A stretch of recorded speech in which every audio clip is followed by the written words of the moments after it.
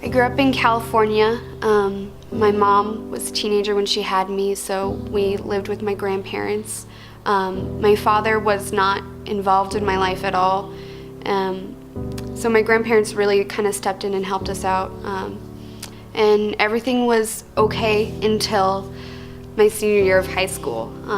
My parents were going through infidelity issues and they were separating, and I was kind of caught in the middle of that, and I just wanted to be far away from that. And I decided after I graduated high school that I was going to move back in with my grandparents. And that was kind of where I started to go downhill. I was running away from a lot of problems, and I just started covering it up with drinking and drugs and partying. And I was going pretty steady in that until 3 years ago when I moved to Arizona. The weekend I moved to Arizona, my mom was visiting me in California.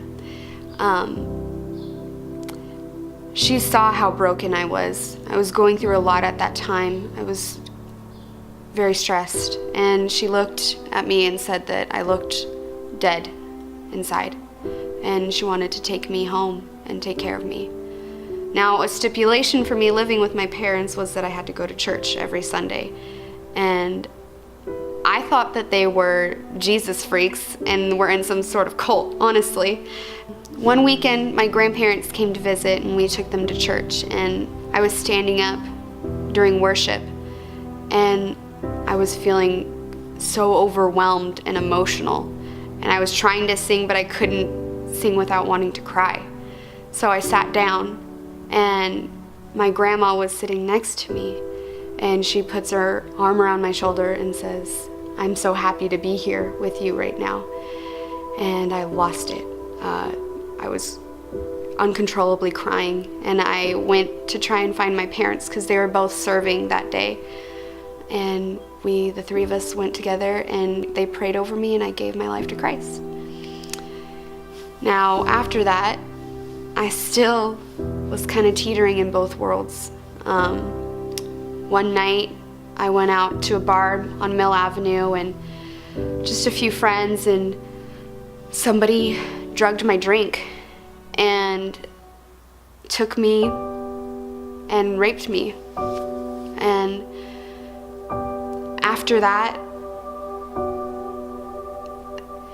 instead of running to the Lord, I ran as far as I could away from Him and from my family even at that time. I was arrested, charged with a DUI, and that was finally the point where I was like, I can't do this anymore. I can't do it alone.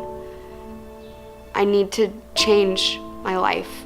What I'm doing is not working. A few months after my accident, I decided that I wanted to get baptized. My whole family came out to see.